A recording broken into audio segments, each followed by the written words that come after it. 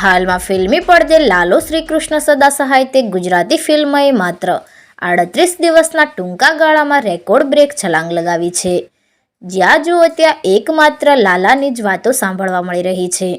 સિનેમાઘરોની બહાર પણ જ્યાં જુઓ ત્યાં લાલાના જ બેનરો લાગ્યા છે અને એ પણ હાઉસફુલના પાટિયા સાથે. આખાય ગુજરાતમાં જ્યાં જુઓ ત્યાં એકમાત્ર લાલો ફિલ્મનો ક્રેઝ જોવા મળી રહ્યો છે. લોકો ટોળે ટોળાની સંખ્યામાં પોતાના પરિવાર અને આડોશી પાડોશી સાથે ફિલ્મ જોવા માટે થિયેટરોમાં પહોંચી રહ્યા છે. બોલિવૂડના ક્રેઝ વચ્ચે હાલમાં લાલો ગુજરાતી ફિલ્મએ ઠેર ઠેર થિયેટરોમાં એક અદ્ભુત સિદ્ધિ સાથે અદ્ભુત નજારો ખડો કરી દીધો છે.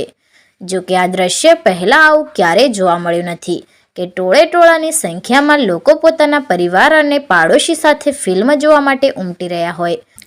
શરૂઆતમાં જ્યારે આ ફિલ્મ રિલીઝ થઈ ત્યારે લોકોના મોડા પ્રતિસાદ અને રિસ્પોન્સના કારણે ફિલ્મ નિર્માતા સહિત ફિલ્મમાં કામ કરનાર તમામ લોકોએ હતાશા અનુભવી હતી.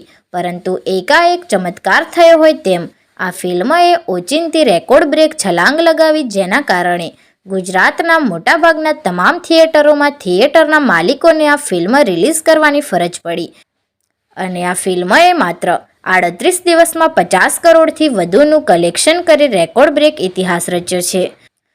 જો કે ગુજરાતી ફિલ્મ માટેની આ સિદ્ધિ ચમત્કારથી નાની ના કહી શકાય અને એથી એ વિશેષ આ ફિલ્મએ બીજો પણ એક નવો ઇતિહાસ રચ્યો છે. ગુજરાત અને ભારતમાં જ નહીં, વિદેશની ધરતી ઉપર પણ આ ફિલ્મએ ડંકો વગાડ્યો છે. વિશ્વના દેશોમાંથી 22 દેશોમાં આ ફિલ્મએ 450થી વધુ શોનો ઇતિહાસ રચ્યો છે.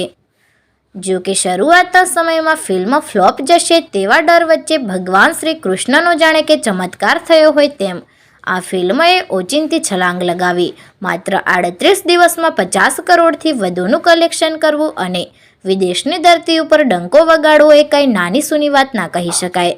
જો કે આ ફિલ્મનું ટાઇટલ શ્રી કૃષ્ણ સદા સહાય તે છે, ત્યારે આ ફિલ્મને સુપર ડુપર હિટ કરવામાં ભગવાન શ્રી કૃષ્ણએ સહાય કરી હોય તેવું સ્પષ્ટ જણાઈ રહ્યું છે. જો કે કળિયુગમાં પણ ભગવાન શ્રી કૃષ્ણએ અનેક ચમત્કારી પરચા પૂર્યા છે.